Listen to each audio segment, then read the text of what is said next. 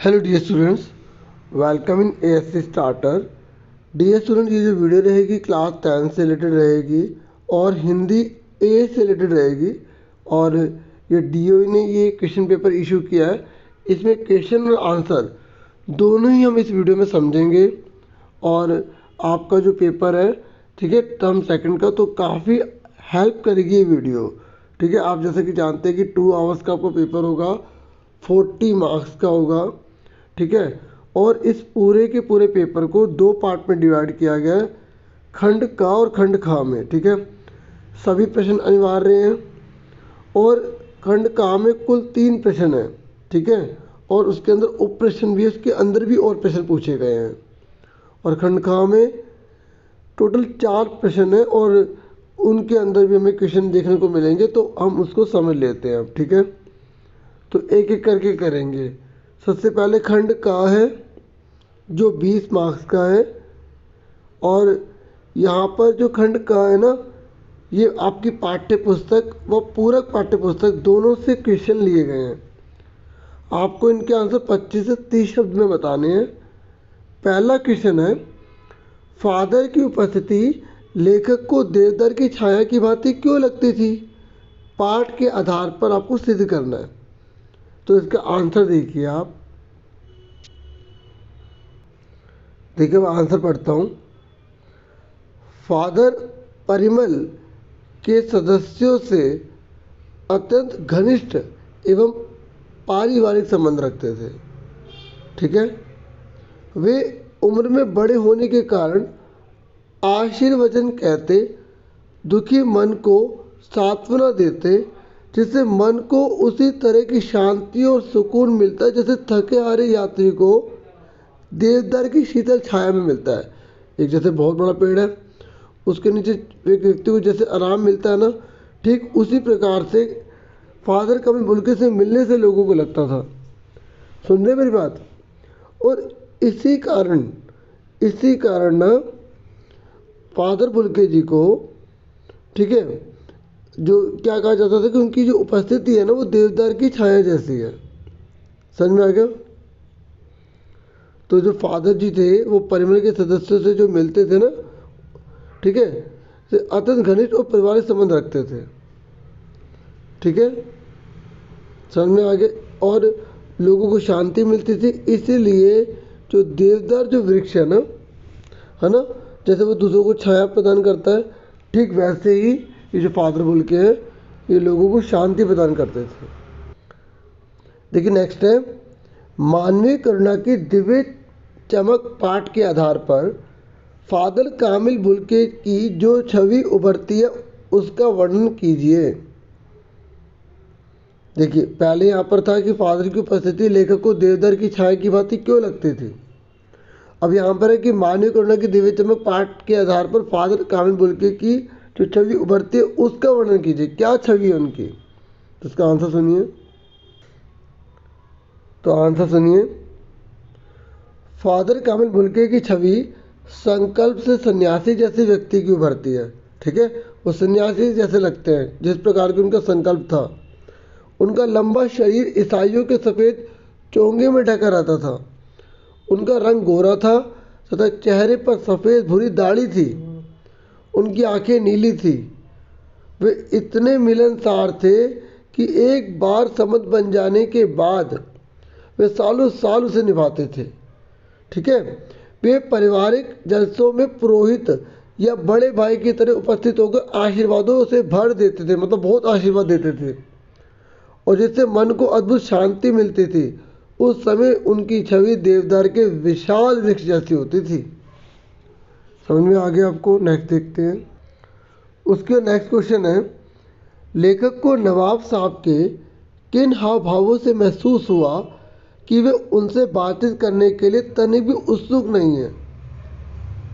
आपने लखनवी अंदाज पढ़ा होगा ना, उसी में से है। तो सुनिए, नवाब साहब के चिंतन में व्यवधान पड़ा जिससे उनके चेहरे पर व्यवधान के भाव उभर आए। मतलब नवाब साहब चाहते थे अकेला यात्रा करना चाहते थे। ठीक है, कहाँ पर? ट्रेन के अंदर बैठ के, है ना। तो नवाब साहब की आंखों में असंतोष का भाव उभर आया क्योंकि लेखक आ गया था उस डब्बे में। उन्होंने लेखक से बातचीत करने की पहल नहीं की, बिल्कुल भी इंटरेस्ट नहीं दिखाया। लेखक की ओर देखने के बजाय वे खिड़की से बाहर देखते रहे। कुछ देर बाद वे डिब्बे की स्थिति को देखने लगे, है ना। और इन हाव भावों को देखकर लेखक ने जान लिया कि नवाब साहब उनसे बातचीत करने के इच्छुक नहीं हैं। ठीक है, क्लियर हो गया। अब नेक्स्ट देखते हैं। देखिए नेक्स्ट है, बिना विचार, घटना और पात्रों के भी क्या कहानी लिखी जा सकती है? यशपाल के इस विचार से आप कहाँ तक सहमत है? देखो ये आपको खुद अपने बनाकर लिखना है, ठीक है, क्योंकि आप कहाँ तक सहमत है। बाकी मैं आपको आंसर बताता हूँ। देखिए आप आंसर लिखेंगे, मैं उनके विचार से बिल्कुल भी सहमत नहीं हूँ कि बिना पात्र, घटना, यहाँ कॉमा लगा देना, और विचार की कहानी लिखी जा सकती है, क्योंकि इस कहानी के अंदर भी लेखक और नवाब साहब पात्र हैं। हीरा भी उसमें भूमिका निभा रहा है। देखिए आप अगर सहमत हो तो आप सहमत से रिलेटेड आंसर लिख सकते हैं। ठीक है, समझ में आ गया आपको? देखिए अब हम करेंगे सेकंड क्वेश्चन करेंगे। ठीक है, चलो स्टार्ट करते हैं। सेकंड क्वेश्चन में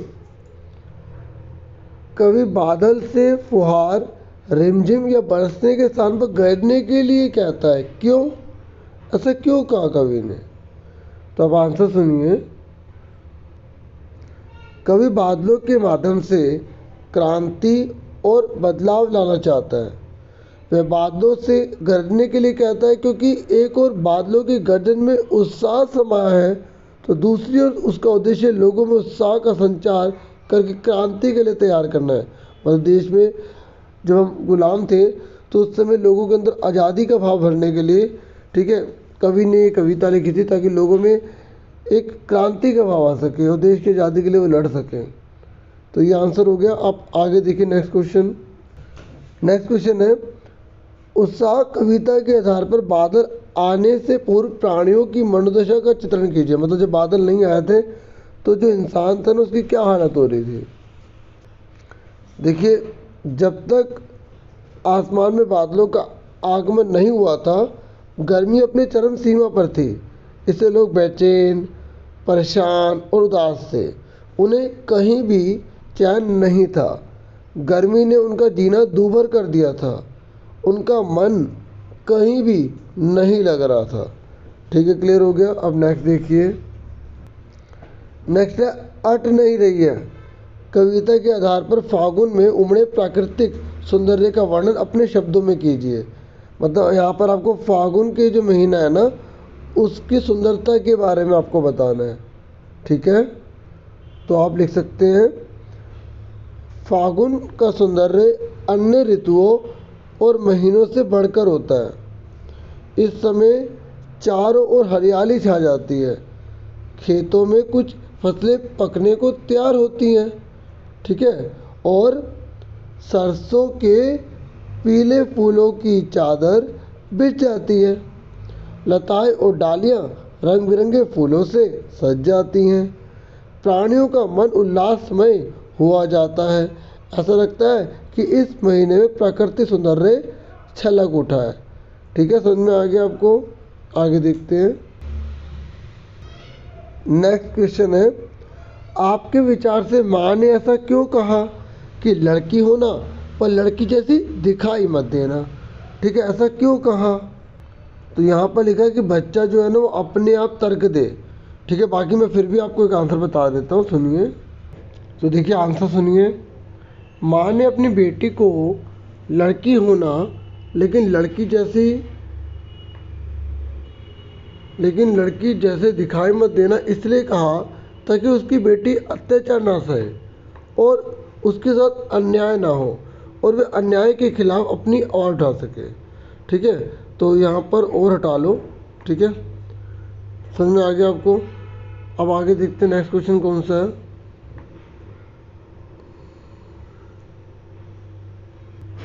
उसके बाद नेक्स्ट क्वेश्चन है ये थर्ड वाला। आपको तो दो ही करने हैं लेकिन हम सब समझेंगे। आपके विचार से भोलानाथ अपने साथियों को देखकर सिसकना क्यों भूल जाता है? तो आंसर सुनिए।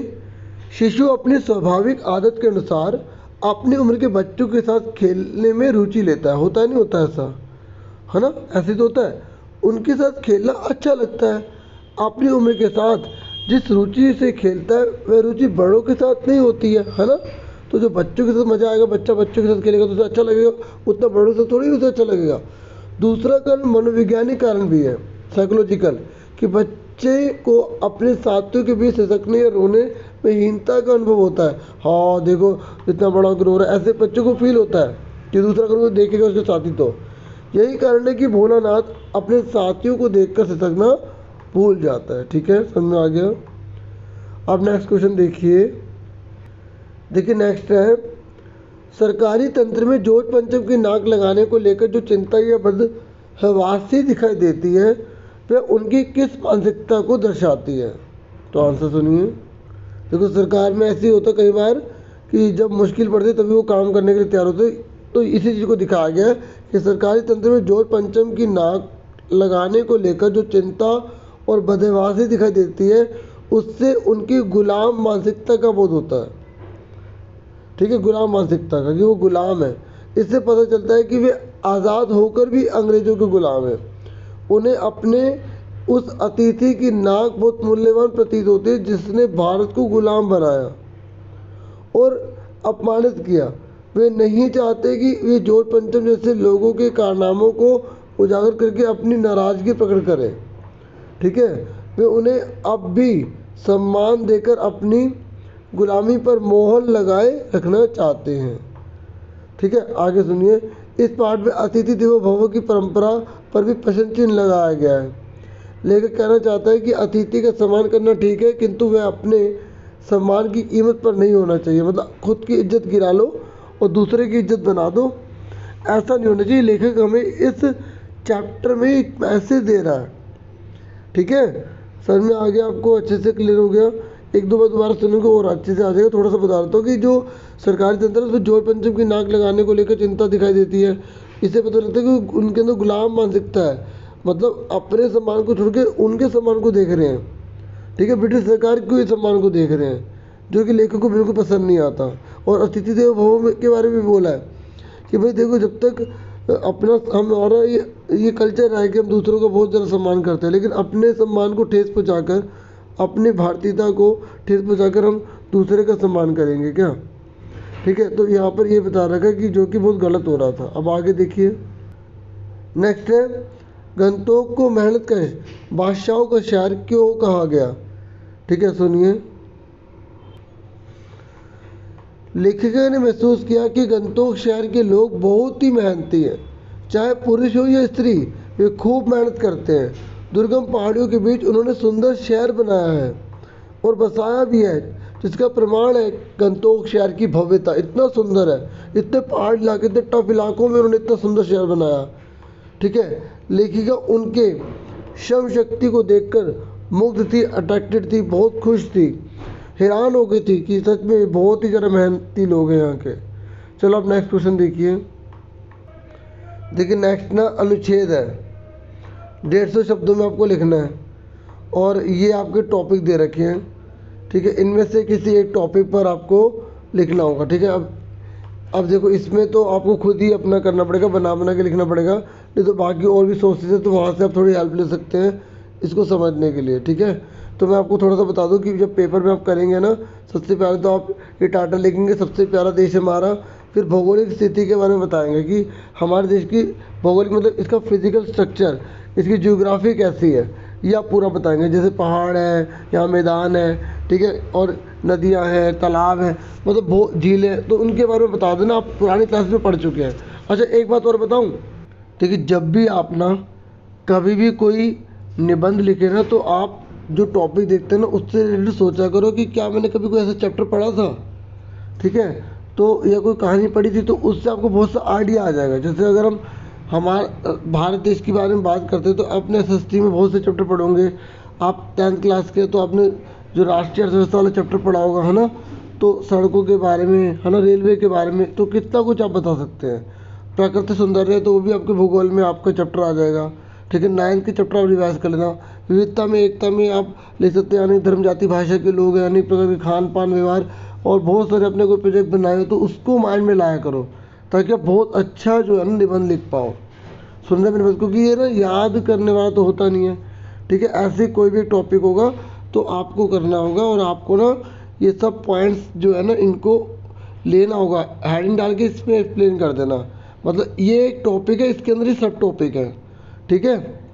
समझ में आ रही है मेरी बात? मैं एक बार दोबारा बता दूं कि सबसे पहले आप हेडिंग डालेंगे, फिर संकेत बिंदु है। कहने का मतलब ये है कि आप 1 2 3 4 ही है ना, चारों की चारों भी लिख सकते हो। अगर एक आधा कम भी करोगे, एक आधा एक्स्ट्रा अपनी तरफ से भी कर दोगे ना, तब भी कोई दिक्कत नहीं है। ये लिखा है, इसके बारे में थोड़ा बहुत लिख दे, इससे हेल्प मिल जाती है कि आपको लिखना क्या है। इसके बारे में थोड़ा लिख दिया, इसके बारे में थोड़ा लिख दिया, इसके बारे में थोड़ा लिख दिया, तो अपने आप 150 शब्द हो जाएंगे। सुन रहे मेरी बात? तो तीनों में से आपको एक करना है, ये करो या आप ये करो, ठीक है। उसके बाद नेक्स्ट क्वेश्चन है, कोरोना नियमों की अवहेलना की शिकायत करते हुए स्थानीय प्रशासनिक अधिकारी को पत्र लिखे। तो ये औपचारिक पत्र है। ऑनलाइन कक्षा में आ रही कठिनाइयों का वर्णन करते हुए पिताजी को पत्र लिखे, ये अनौपचारिक है। तो मैं आपको एक वीडियो दिखा रहा हूँ और उस वीडियो का डिस्क्रिप्शन में लिंक भी दूंगा, ठीक है, ताकि उस वीडियो को आप देखकर पूरे रूल्स आप अच्छे से समझ जाए कि औपचारिक और अनौपचारिक जब पत्र आप लिख रहे होगे ना, तो आपको किस तरीके से लिखना है। सुन रहे मेरी बात? उसमें पूरा पैटर्न है, आपको बस उसमें फिल करना है, जैसे मेन डिटेल है जो टॉपिक से रिलेटेड है, आपका पूरा पत्र हो जाएगा, ठीक है। फटाफट देखिए आप देख रहे होंगे, ये आपको वीडियो दिखाई दे रही है, ठीक है। तो इस वीडियो में मैंने क्या किया है कि औपचारिक और जो अनौपचारिक पत्र है ना, उसके पैटर्न को दिखाया है, ठीक है। तो मैं आपको इस वीडियो में भी दिखा रहा हूँ। और एक बात और बता दूँ कि लास्ट में एग्जाम्पल भी दिखाए गए हैं, ठीक है, ताकि आप अपने पेपर की प्रिपरेशन इससे कर पाएँ। जैसे संदेश जो होते हैं वो कितने प्रकार के होते हैं, शुभकामना का संदेश, शोक संदेश, व्यक्तिगत संदेश, सामाजिक संदेश, मिश्रित संदेश। देखिए ये थ्योरी नहीं आएगी संदेश के ऊपर, संदेश आपको लिखना होगा इस तरीके से। ये पैटर्न देख लो आप, ठीक है, ये आपका पैटर्न है और आप इसी को फॉलो करेंगे, ठीक है।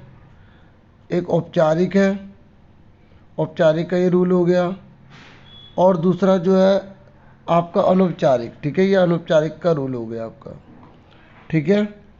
और संदेश लेखन के उदाहरण देख लो आप, ठीक है। ये देखो किस तरीके से संदेश लेखन लिखा गया है, ओके। ऐसे आपको अपने मित्र के जन्मदिन के अवसर पर एक बधाई संदेश लिखना है, इस तरीके से हो जाएगा, ठीक है। ऐसे स्वतंत्रता दिवस पर देशवासियों के लिए एक संदेश, जन्म दिवस पर शुभकामना का संदेश, ऐसे कोई भी हो सकता है। या 5-6 देख लें और इनकी प्रैक्टिस अच्छे से कर लें, और कुछ भी आएगा चेंज कर देना, ठीक है। तो बस इतना था डियर स्टूडेंट्स, आपसे फिर मिलेंगे नेक्स्ट वीडियो में, ठीक है। अपना पूरा ध्यान रखिएगा, और वीडियो को लाइक, चैनल को सब्सक्राइब जरूर कीजिएगा, और साइंस की वीडियो भी मैंने बना रखी है, वो भी जरूर देख लीजिएगा। Thank you for watching and listening carefully. Take care yourself dear students.